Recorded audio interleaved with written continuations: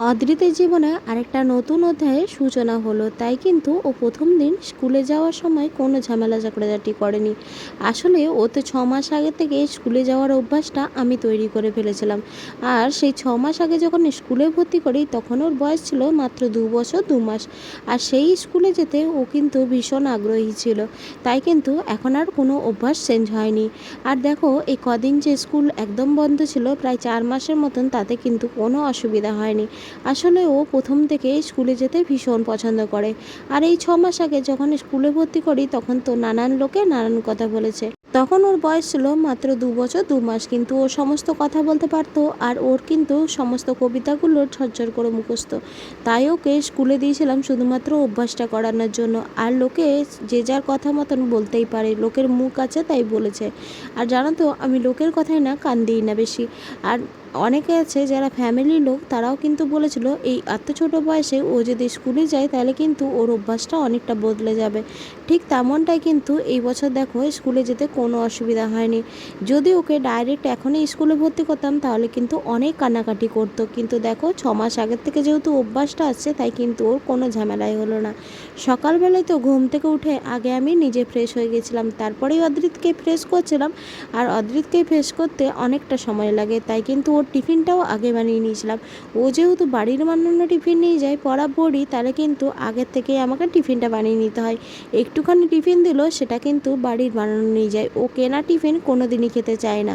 আর আমি যদি মা হয়ে রোজ রোজ যদি টিফিন একটু একটু না বানিয়ে দিই, প্রতিদিন যদি একঘেয়েমি বাইরের খাবার দিয়ে থাকি, তাহলে কিন্তু আমারও সেটা ভালো লাগবে না। তাই কিন্তু আগের থেকে ওকে আমি টিফিনটা বানিয়ে দিলাম, তারপরেই ওকে ফ্রেশ করতে বসছিলাম। আর ওকে তো রেডি করতে আমার প্রায় 1 ঘন্টা সময় লাগে। আর ওর যেহেতু সকাল 8টা থেকে স্কুল, তাই কিন্তু অনেকটা লেট হয়ে যাচ্ছিল। তারপরে তো ও দাদুর সাথে স্কুলে চলে যাবে। আর এদিকে আমি টিফিনটা ওর বক্সের মধ্যেও ভরে দিচ্ছিলাম। যেহেতু ওর দিদিকে ডাকতে যাবে তাই কিন্তু আগের থেকে ও রেডি হয়ে নিল। তারপরে ও দিদির কাছে চলে গেল, মানে ভূমি দিদির কাছে, সেখানে তার ভূমি দিদিকেও ডাকতে। আর সেই ভূমি দিদিও কিন্তু ঘুম থেকে উঠে রেডি হচ্ছিল। সেই ফাঁকে দুজন মিলে একটু খুনসুটি দুষ্টুমি করতে করতে রেডি হয়ে নিল। তারপরে দুজনে হাত ধরে কিন্তু স্কুলে চলে যাবে। ও তো ওর দাদুর সাথে স্কুলে যাচ্ছে, ভূমি দিদিও কিন্তু তার দিদুনের সাথে যাবে। দুজন মিলে স্কুলে গিয়ে আবার দুজন মিলে কিন্তু একসাথেই বাড়ি আসবে। একজন স্কুলে না গেলে কিন্তু আরেকজন কিছুতেই যেতে চায় না। আর সেই ফাঁকে দেখো স্কুলে যখন চলে গেছে আমি বাড়ির সমস্ত কাজ করে নিলাম। আমার যে কাজগুলো সেগুলো তো কমপ্লিট করতে হবে। আর প্রায় 1 থেকে 1.5 ঘন্টা পরে আবার স্কুল ছুটি হয়ে যাবে। প্রথম 1 সপ্তাহ ধরে স্কুল হতো মাত্র 1 থেকে 1.5 ঘন্টা ধরে। তাই আমি দেখো স্নান টান করে নিলাম। এদিকে ঘরটা যেহেতু মোছা হয়নি তাই জন্য কিন্তু আগে আমি ঘরটা বাগিয়ে নিলাম, তারপরে কিন্তু ঘরটা মুছে নিয়েছিলাম। তারপরে কিন্তু বিছানাটাও বাগিয়ে নিলাম। বিছানাটা যেহেতু সকালবেলায় অত তাড়াহুড়োর মধ্যে একদমই গোছানো হয়ে থাকে না, তাই কিন্তু একটু দেরি হয় বিছানা গোছাতে। আর যেহেতু নিচে আর উপর করতে হয় তাই কিন্তু অনেকটাই লেট হয়ে যায় বিছানা গুছাতে এলে। তাই আমি বিছানাটা গুছিয়ে ফেলি যখন ওই স্কুলে যাই তখন।